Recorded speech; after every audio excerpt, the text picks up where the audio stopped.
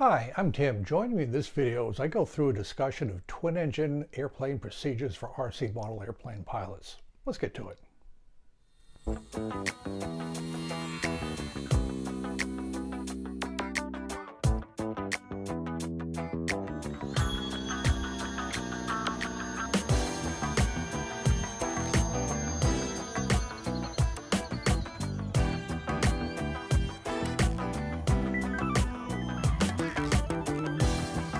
All right.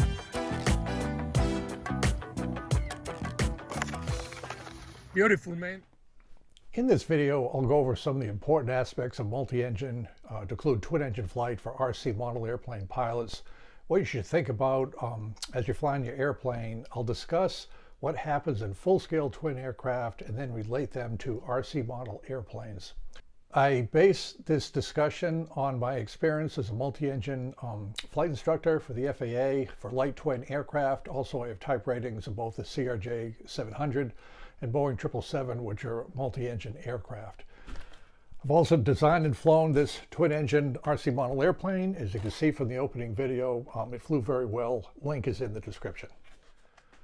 The unique characteristics of multi-engine aircraft require a separate class rating on your FAA pilot certificate and a check ride before you can fly these aircraft. The two important things with twin-engine aircraft is potential loss of control if you get too slow and a great reduction in performance if you lose one engine, and things you have to do to account for that. So I'd like to bring those two items together on a discussion for how to fly twin-engine aircraft and apply it to your RC model flying. Keep in mind with multi-engine aircraft, there's a wide range of performance, both for full scale and models. For RC models, a light foamy like this Horizon Hobby Duet will fly much different than a heavy gas-powered B-25. So I'll try to keep that in mind. You should keep it in mind as you fly your twin-engine aircraft, but the basic concepts I'll cover should be applicable. Many pilots assume with a twin-engine aircraft, if you lose one engine, you lose about 50% of your power. And that's not true. You lose about anywhere from 80 to 90% of your ability to climb if you lose one engine. And I'll give an example of a typical light twin. This is from the FAA Aircraft Flying Handbook, but it's applicable to a wide range of aircraft. Let's say you have a twin aircraft with 150 horsepower on each engine. So you have a total of 150 times 2 or 300 horsepower. Let's further assume this aircraft needs 120 horsepower to maintain level flight. So when you're flying with both engines working, you have 300 horsepower, you need 120 to maintain level flight. The thing that allows any aircraft to climb is excess power for level flight. So in this case, you have 180 horsepower available for that airplane to fly. It'll perform very well. It's got tons of power to climb. Now let's say you take this same airplane and you lose an engine. So now the total horsepower with one engine is 150 horsepower. Recall you need 120 horsepower to maintain level flight. That means you have 30 horsepower available for climb. So you've gone from 180 horsepower with both engines to 30 horsepower with one engine for the climb. That's about an 85% reduction in climb capability. This is very important to keep in mind, especially with heavier RC models. You lose one engine, you have a greatly reduced ability to climb. Keep in mind for light twin aircraft full scale, generally light twins are considered those under 6,000 pounds gross takeoff weight. When those aircraft are certified by the FAA, those aircraft did not even have to demonstrate the ability to climb under one engine. They simply had to establish what that performance was. It might have been negative 300 feet per minute in a descent. So it's just a great reduction in power and in your ability to climb once you lose an engine. And it can get even worse with the full-scale twins. If you have a full passenger load, full fuel tanks, it's a hot day, you'll really be surprised how little power is available if you lose an engine. This is important as we continue the video because there are some times when you lose an engine, you may not have the ability to climb out and get to a higher altitude and to deal with the emergency. You may just have to land straight ahead in whatever landing space is available for you. Another thing to keep in mind is that certain aircraft, for this discussion, aircraft that are certified for Part 121 passenger carrying operations, like a Boeing 737, 777, and so forth, Because of safety considerations, those aircraft have to be able to lose an engine while actually on the runway at the end of their takeoff roll after what they call a decision speed. They have to have enough capability with one engine, if they lose that engine, for the working engine to continue the takeoff, have the plane take off, and safely climb out with a full load of passengers and fuel on the aircraft. So that is a unique certification requirement for these aircraft, and that's one of the reasons why you see some of these jet aircraft like a 777, the engines are just so incredibly large because the plane has to literally take off and fly on a single engine. That's not the case for light twin aircraft, and it may or may not be the case for your multi-engine RC model airplane. So we discussed a little bit about the performance and the issues of performance of losing an engine. There's another important part of multi-engine flight, and that is control. One of the interesting things about multi-engine aircraft full scale is the FAA actually publishes a velocity. There are any number of velocities that you have to know. Some are marked on the airspeed indicator like VYSC, the best rate of climb single engine. But the one I want to focus on now is VMC, or velocity of minimum control airspace, minimum control airspeed. There is actually an airspeed in a twin. If you get below that airspeed with one engine working, the other engine not working, you could lose control of the airplane. I'll cover this in more detail later on, but what will happen is, let's say this engine fails. What will happen is immediately there'll be a yaw to the aircraft, and with the yaw of this wing, it'll go up and roll to the left in this case. The control to counter that is rudder. Ailerons are not as effective at this low airspeed due to adverse yaw considerations, but if you are below VMC, you are slow enough where as the airplane yaws, you do not have enough airflow over the rudder to counter that yaw. The thing to do in this case is to never get below VMC. We'll talk about some strategies for that later on, but VMC is a minimum control airspeed, and it's marked with a red line on the airspeed indicator. Again, the absolute commandment of multi-engine flight, anytime you're flying, taking off, climbing out, cruising, and landing, never ever fly below VMC speed. We obviously don't test our RC models. The VMC speed is just a little bit above stall speed, would be a good rule of thumb for a VMC speed. You'll hear discussion anytime you're with full-scale aircraft and twin engine operations of a critical engine. The critical engine is really important for the certification of that aircraft to the FAA, and what the critical engine is the loss of that engine will cause the most difficulties with a VMC, velocity minimum control airspeed situation. It gets very complicated quickly with P-factor, accelerating slipstream, spiraling slipstream, torque, but to suffice it to say, with props that rotate clockwise, as most of ours do when viewed from the cockpit, the critical engine is the left engine. So for certification purposes with the FAA, they'll always do their testing with the left engine failed, the right engine supplying the power for climbing out. The VMC is determined under these circumstances, but the VMC can vary a lot depending on the aircraft center of gravity, how heavy the aircraft is, what the temperature is, the density, altitude, and so forth. But the critical engine is the left engine for most aircraft flying in the United States. The important point for RC pilots is when you have an engine failure, whether it's the left engine or the right engine, the critical engine or not, it doesn't make any difference. The pilots do the exact same procedures when you lose an engine. So the fact that it's critical or non-critical makes no difference at all. You're going to have to do the same pilot actions.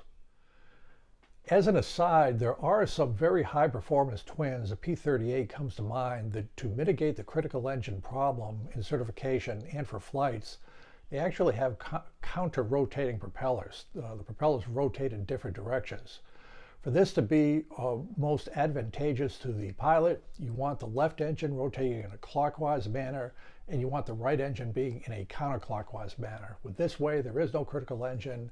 It will solve some of your problems in an engine out situation. Achieving this is relatively easy with electric motors. For the right engine to get the counterclockwise rotation, you just simply have to reverse any two wires on the motor.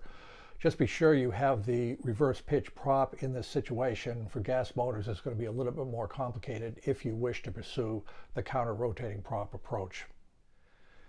There's one final important thing that must be covered for multi-engine flight and full-scale pilots, just so you understand this is going on. I don't think it has too much of an effect on models, but it is good to know that it exists, and that is feathering the propeller.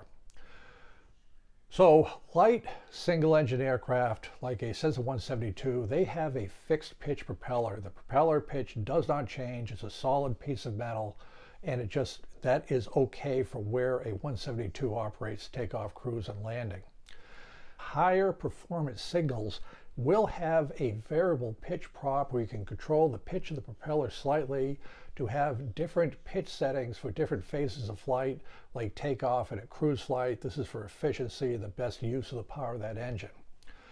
When you have a light twin propeller-powered airplane, virtually every twin built today has what they call full feathering propellers. That means the propellers have adjustable trim, but in an emergency situation, you can feather the prop. In other words, instead of the prop adjusting a little bit as you're going forward, it goes sideways to the airflow to minimize drag of that engine that has failed.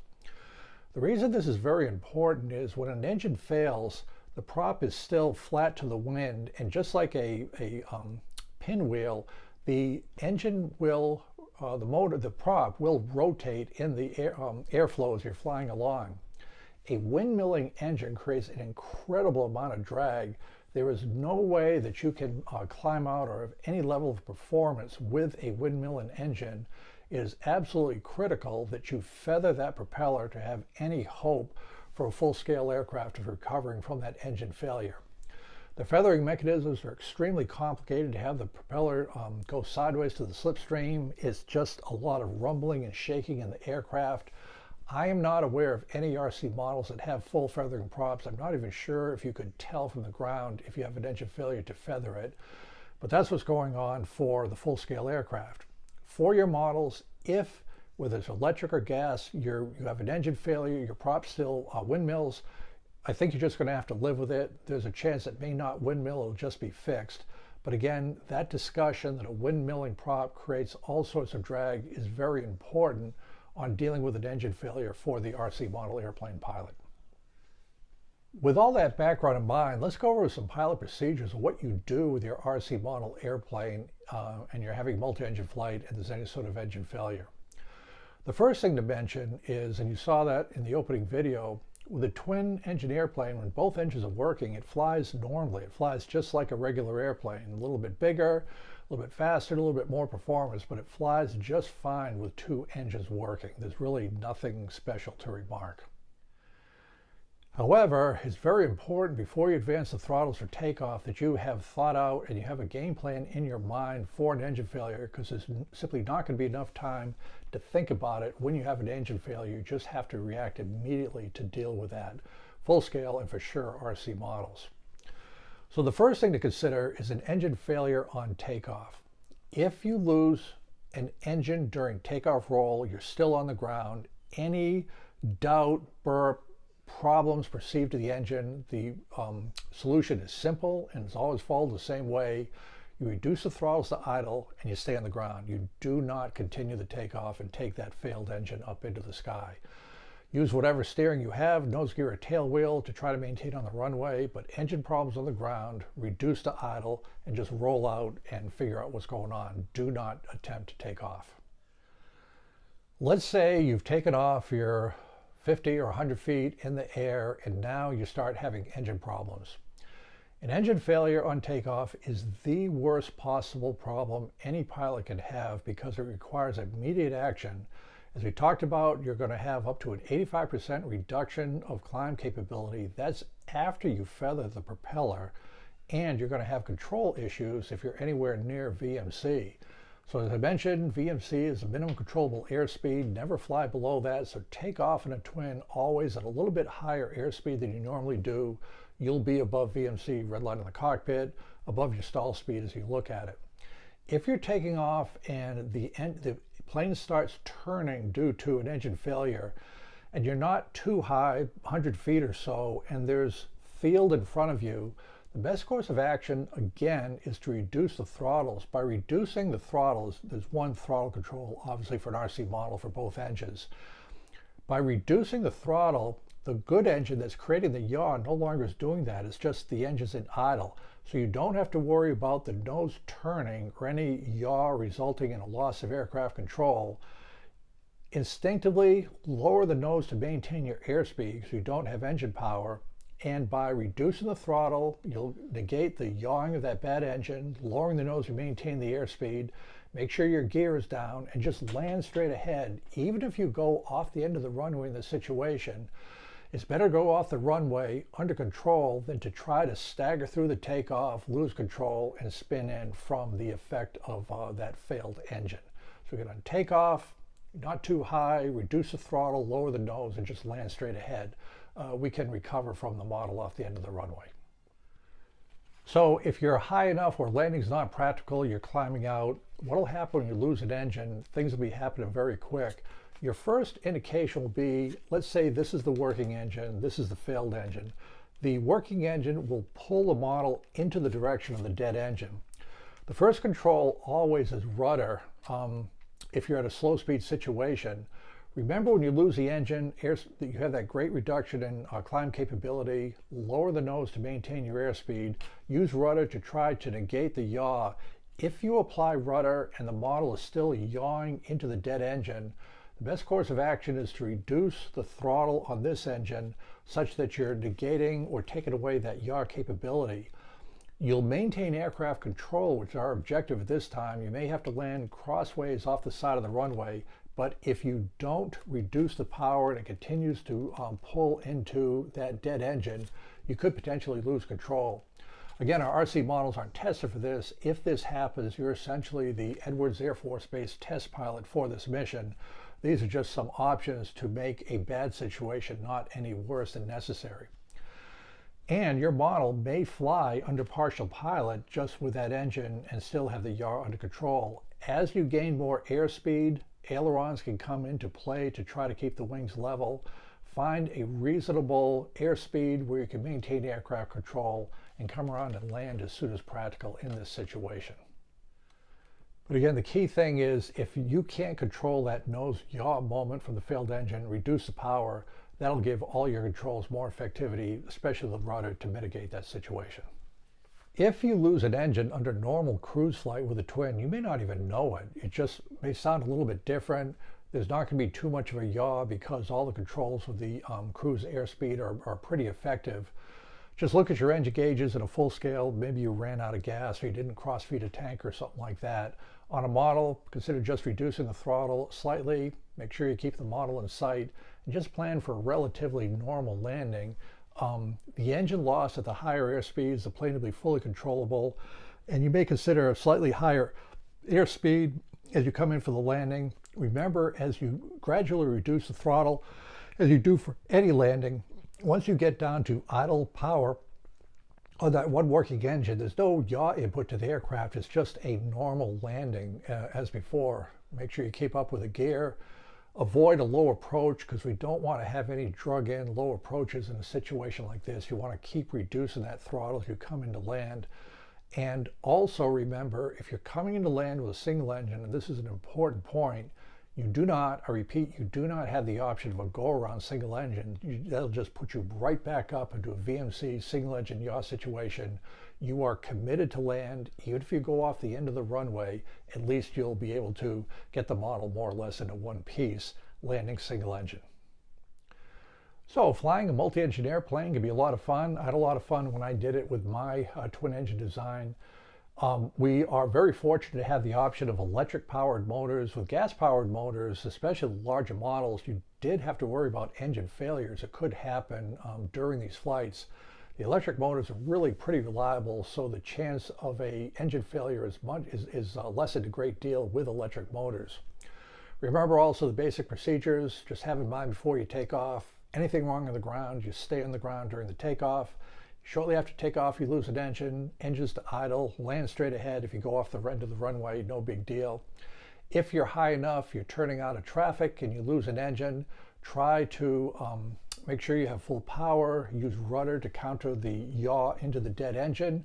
Lower the nose to maintain airspeed. Realize you'll have a greatly reduced climb capability and try to fly it back for a landing. And if you lose an engine on final, it's no big deal. Just be a little bit higher, slowly reduce the throttle, land as soon as practical. Just remember there's no go-around capability when you're landing single engine. So those are my thoughts on twin engine flights for RC pilots. All the best for you and your work at the RC flying field, and we'll see you in the next video.